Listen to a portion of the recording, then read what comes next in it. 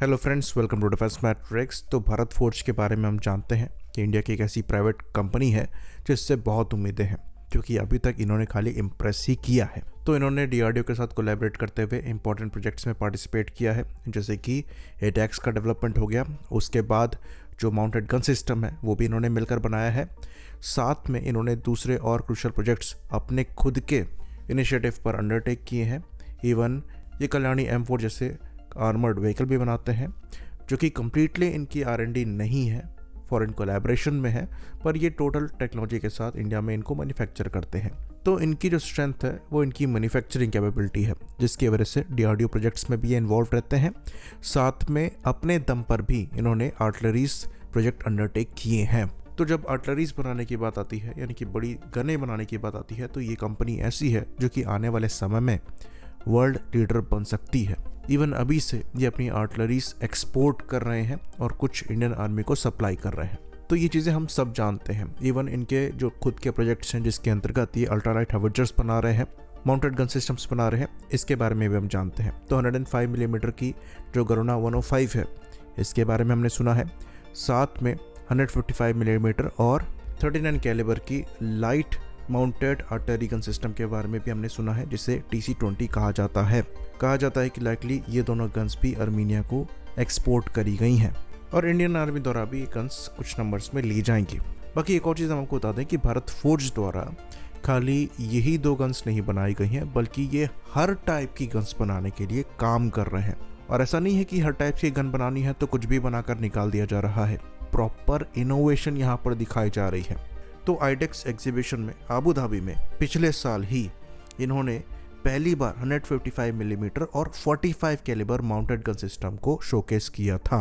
तो TC-20 39 calibre है और जो पिछले साल गन रिवील करी गई थी ये 45 कैलिबर की थी। और ख़ास बात ये कि माउंटेड गन सिस्टम का जो वज़न है वो काफ़ी कम था, 24 टन के अप्रॉक्स का, और एक 4x4 ट्रक पर यह गन माउंटेड थी।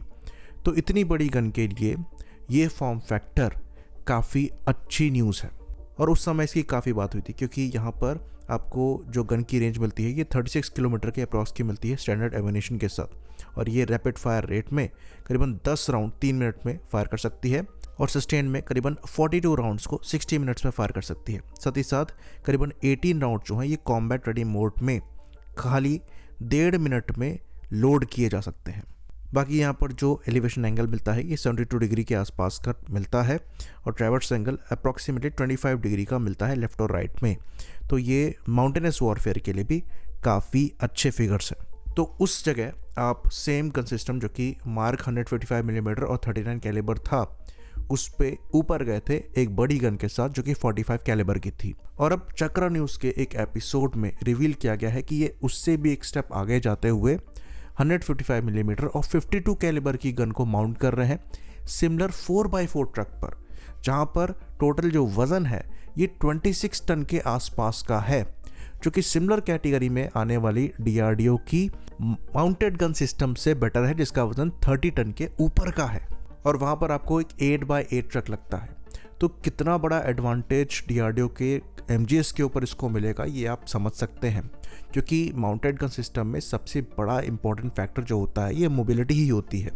आपकी गन जितना हल्की होगी और जितना छोटा उसका फॉर्म फैक्टर होगा, उतनी बेहतर उसकी मोबिलिटी होगी, यानी कि बेटर शूट और स्कूट कैपेबिलिटी आपको मिलेगी। ये और भी ज़्यादा इंपॉर्टेंट हो जाता है जब आपको ये गन हायर एल्टीट्यूड रीजन में ऑपरेट करनी होती है, जहाँ पर अगेन ऑक्सीजन लेवल काफ़ी कम होता है, इंजन परफॉर्मेंस डाउन हो जाती है और ज़्यादा वेट पेनल्टी ही लगता है।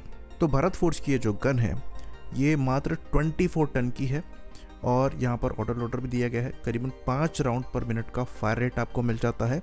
ये गन पहले ही फायर कर चुकी है और इसके ट्रायल्स चल रहे हैं। तो ये गन एक तरीके से गेम चेंजर साबित होने वाली है। और भारत फोर्ज द्वारा खाली यही नहीं शोकेस किया गया है, इन्होंने एक लाइट टैंक को भी शोकेस किया है जो कि ये डेवलप कर रहे हैं। इसमें 105 मिलीमीटर की गन लगी होगी, वज़न 25 टन के अप्रॉक्स का होगा और ये मार्च 2026 में रोल आउट हो सकता है और आर्मी के ट्रायल्स के लिए इसे सितंबर 2026 तक भेजा जा सकता है। ये एक एम्फीबियस टैंक होगा। साथ में यहाँ पर जो टरेट है ये पूरी तरीके से इंडिजिनस होने वाला है। इंजन यहाँ पर इम्पोर्टेड होगा, कैटरपिलर का होगा। पर इसको इंडिया में ही बनाया जाएगा। तो ये इनकी R&D है और DRDO के प्रोडक्ट को चैलेंज कर रही है, जो कि इम्प्रेसिव है।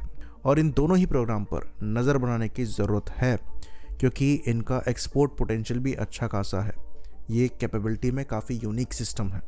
आई होप इन्फॉर्मेशन यहाँ पर क्लियर रही हो। इसी बात पर इस वीडियो को हम ख़त्म करेंगे। लाइक करिए, सब्सक्राइब करिए। जय हिंद।